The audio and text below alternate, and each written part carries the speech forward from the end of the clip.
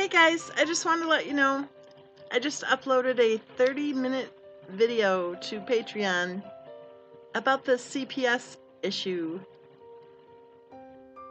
I pointed out how I think it's interesting that we see the cherry picking going on with the case of Christopher Watts as usual.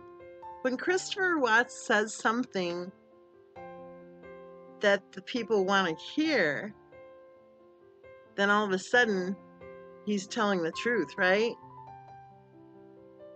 You know, because he claims he didn't know anything about a CPS case, right? He didn't really say it that way. He said it in his normal, well, gee, the playing dumb routine, right? But that's all the proof that's needed to say it's been proven there was not a CPS case because Christopher Watts didn't know anything about it. Well, Christopher Watts says he didn't know anything about any fertility specialists.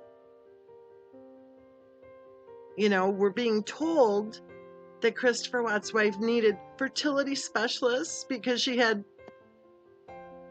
fertility issues and endometriosis and lupus and fibromyalgia and Sjogren's and every other disease that you can Google and find. And Christopher Watts said he didn't know anything at all about any fertility specialists, which makes sense considering that his wife got pregnant within 4 months of the wedding, and I highly doubt any fertility specialist is going to say, "Aw, poor you, it's been 4 months and you're not pregnant yet? Well, let's go ahead and put you through some procedures here," because 4 months is just too long to wait. That isn't how it works in real life, folks. But again, Christopher Watts very clearly said he didn't know anything about any fertility specialists. And what was the response to that? Oh, he's a liar. He's nothing but a monster. He's evil.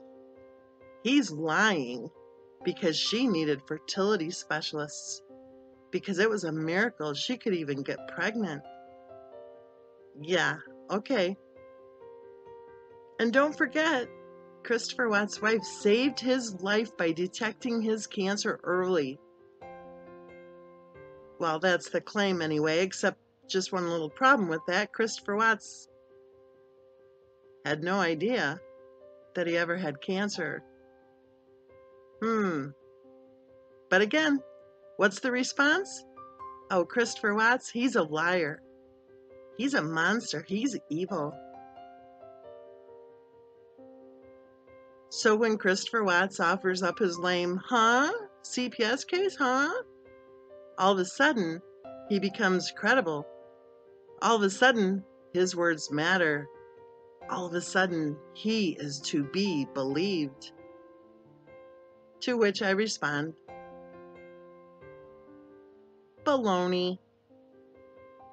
Baloney across the board. You can't say he's nothing but a liar and then pretend to believe what he says, as long as what he's saying is what you want to hear.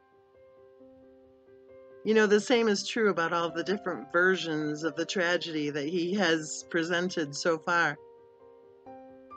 Some of us believe the first version. Some of us believe a version different even from the first version.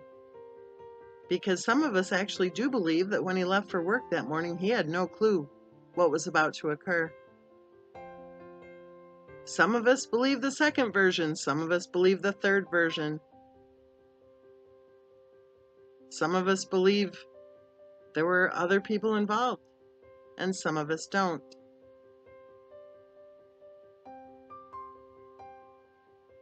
But I think one thing that we can all agree on is, for some odd reason in the case of Christopher Watts, the stories just keep on changing.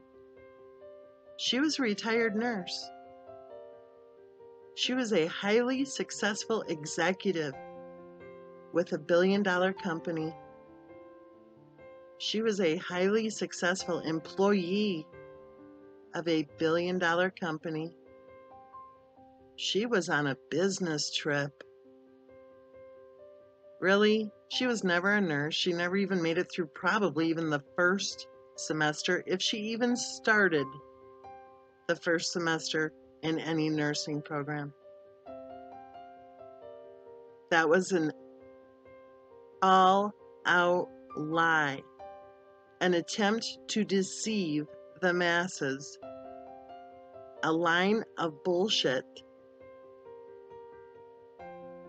And when it was discovered it was a lie, then a big storyline started how she worked for some pediatric whatever, giving medical advice over the phone. Sorry. We don't even know if she graduated from high school, quite frankly.